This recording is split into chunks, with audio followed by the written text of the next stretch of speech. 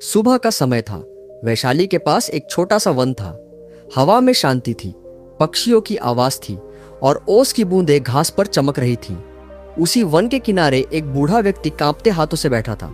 उसका शरीर रोगों से थका हुआ था। कभी पेट में जलन, कभी जोड़ों में दर्द, कभी मन में भारीपन। वो कई वैद्यों के पास गया, कई औषधियां ली, पर शांति नहीं मिली। उस दिन उसे पता चला कि गौतम बुद्ध पास के गांव में ठहरे हैं। वो धीरे धीरे लाठी के सहारे वहां पहुंचा। बुद्ध एक पीपल के वृक्ष के नीचे बैठे थे।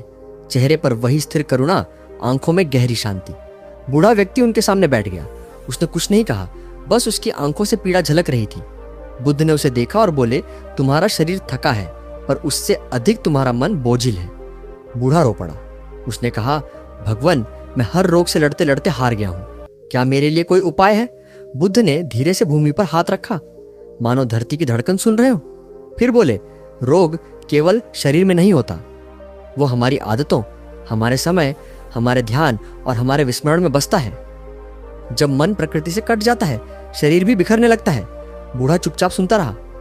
बुद्ध ने कहा, क्या तुमने कभी सुबह को सच में जिया है? सुबह? बूढ़े ने आश्चर्य से पूछा। हाँ, बुद्ध बोले, सूर्य से पहले का समय, जब शरीर खाली होता है, मन भी खाली होता है और जीवन सबसे अधिक ग्रहणशील होता है।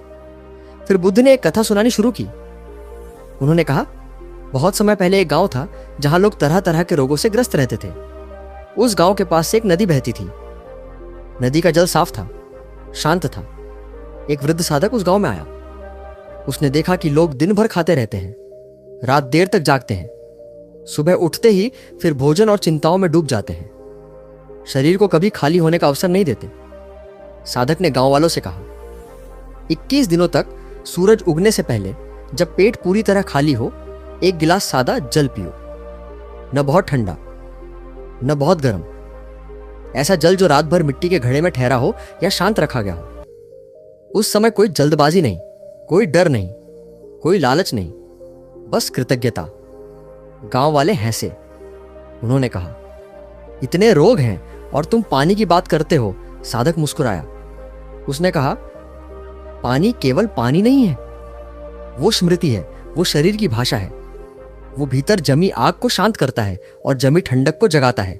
बुद्ध ने कथा आगे बढ़ाई। कुछ लोग मान गए। पहले दिन उन्होंने जैसे तैसे पानी पिया। दूसरे दिन मन भटका। तीसरे दिन पुराने दर्द उभर आए। 7वें दिन शरीर ने प्रतिरोध किया, कभी कमजोरी, कभी आलस्य। साधक ने कहा, डरो मत। जब नदी में जमी गंदगी हिलती है तो जल पहले और मैला दिखता है। 10वें दिन कुछ लोगों को हल्कापन महसूस हुआ। 15वें दिन नींद गहरी होने लगी। 20वें दिन उनके चेहरे पर चमक आई। 21वें दिन उन्होंने पाया कि कई पीड़ाएं शांत हो चुकी थीं। किसी का पेट हल्का था, किसी की सांस आसान, किसी का मन स्थिर। बुद्ध थोड़ी देर रुके। हवा में सन्नाटा था। फिर बोले, पर साधक ने एक बात और कही थी, यह कोई जादू नहीं है, यह शरीर को समय देने की कला है। सुबह खाली पेट जल पीना शरीर को यह स्मरण कराता है कि उसे स्वयं को साफ करने दिया जाए। जल भीतर की गति को जगाता है, पर चमत्कार तभी होता है जब मन सहयोग करे। बूढ़े व्यक्ति ने पूछा, भगवान, केवल पानी से सब ठीक हो जाएगा? बुद्ध मुस्कुराए। जो सबकी भाषा बोलता है वो प्रकृति को नहीं समझता, पर जो नियमितता, संयम और ध्यान के साथ चलता है, उसके लिए बहुत कुछ सरल हो जाता है। उन्होंने आगे कहा, 21 दिन इसलिए नहीं कि कोई संख्या पवित्र है, बल्कि इसलिए कि मन को नई आदत स्वीकार करने में समय लगता है। इन दिनों में सुबह जल पीने के बाद कम से कम कुछ समय मौन में बैठो, सूर्य को उगते देखो, अपने श्वास को देखो। जब शरीर को खालीपन मिलता है, तब वो पुराने बोझ छोड़ने लगता है। बूढ़े ने फिर पूछा, और भोजन? बुद्ध बोले, भोजन तब करो जब भूख सच्ची हो, आदत की नहीं। जल पीने के बाद तुरंत भोजन मत करो, शरीर को सुनने दो। और भोजन के बाद जल को थोड़ा विराम दो, ताकि पाचन की अग्नि अपना काम कर सके। जीवन में हर चीज का समय होता है। बुद्ध की आवाज में कोई आदेश नहीं था, केवल अनुभव था। बूढ़ा व्यक्ति उठा। उसने प्रणाम किया और कहा, मैं प्रयास करूंगा। 21 दिन बीते। हर सुबह वह सूरज से पहले उठता। कभी मन नहीं चाहता, कभी शरीर थकता, पर वह जल पीता, धीरे, कृतज्ञता से। कभी वह अपने भीतर उठती यादों को देखता, कभी पुराने डर को। उसने पाया कि जल केवल गले से नहीं उतरता, वह मन तक पहुंचता है। वह बेचैनी को शांत करता है, आलस्य को धोता है। कुछ रोग पूरी तरह नहीं गए, पर उनकी पकड़ ढीली हो गई। दर्द का डर कम हुआ, नींद सुधरी। सबसे बड़ा परिवर्तन यह था कि उसने अपने शरीर से युद्ध बंद कर दिया था। 21वें दिन वो फिर बुद्ध के पास पहुंचा। उसकी आंखों में अब उम्मीद थी। बुद्ध ने उसे देखा और कहा, अब तुम समझ गए हो। उपचार बाहर नहीं, भीतर शुरू होता है। जल एक द्वार है, उस द्वार से प्रवेश ध्यान करता है। बूढ़े ने पूछा, क्या मैं दूसरों को यह कथा सुना सकता हूं? बुद्ध बोले, हाँ, पर वादा नहीं, अनुभव बांटना। कह देना, यह मार्ग है, मंजिल नहीं। जो इसे अपनाए वो अपने शरीर की भाषा सुनना सीख जाए। और उस वन में उस सुबह जल की साधारण सी बात जीवन की गहरी शिक्षा बन गई कि जब हम प्रकृति के समय के साथ चलना सीख लेते हैं तो बहुत सी पीड़ाएं स्वयं शांत होने लगती हैं। समय बीतता गया। वो बूढ़ा व्यक्ति अब रोज बुद्ध के पास नहीं आता था, पर बुद्ध उसे भूल नहीं पाए। कुछ महीनों बाद वही व्यक्ति फिर आया। इस बार अकेला नहीं था, उसके साथ गांव के कई लोग थे। कोई युवा, कोई स्त्री, कोई ऐसा जो वर्षों से रोग और थकान से जूझ रहा था। सबके चेहरे अलग थे, पर प्रश्न एक ही था। वे बुद्ध के सामने बैठे। हवा शांत थी, पीपल के पत्ते धीरे धीरे हिल रहे थे। बुद्ध ने कुछ नहीं पूछा, उन्होंने केवल देखा, और देखना ही उनका उपदेश था। बूढ़े व्यक्ति ने कहा, भगवान, मैंने जो सीखा वो मैंने किसी को बताया नहीं, मैंने बस जिया, पर लोगों ने बदलाव देख लिया। अब ये लोग पूछते हैं, क्या सच में सुबह खाली पेट जल पीने से जीवन बदल सकता है? बुद्ध ने गहरी सांस ली और बोले, जब कोई नदी चुपचाप बहती है तो लोग पूछते नहीं, वे तट पर आ जाते हैं। फिर बुद्ध ने सबको संबोधित करते हुए कहा, तुम सब किसी न किसी पीड़ा के साथ आए हो, पर याद रखना, मैं तुम्हें रोग से लड़ना नहीं सिखा रहा, मैं तुम्हें शरीर के साथ मैत्री करना सिखा रहा हूँ। उन्होंने एक और कथा सुनाई। एक बार एक शिकारी था।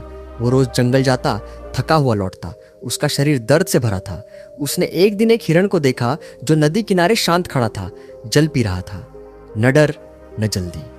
शिकारी ने सोचा, ये तो बस पानी है, इसमें ऐसी क्या बात है? पर हिरण का शरीर हल्का था, चाल सहज थी। शिकारी ने पहली बार अपने जीवन में सुबह का इंतजार किया। सूरज उगने से पहले उठा, उसने पेट खाली रहते जल पिया। पहले दिन उसे कुछ नहीं लगा, दूसरे दिन भी नहीं, तीसरे दिन उसका मन बोला, ये व्यर्थ है, पर उसने छोड़ना नहीं। 21 दिन बाद वो शिकारी वही नहीं रहा। उसका क्रोध कम हुआ, उसकी थकान हल्की हुई। उसने जाना, जल ने उसे नहीं बदला, जल ने उसे रुकना सिखाया। रुकना, सुनना और शरीर को समय देना।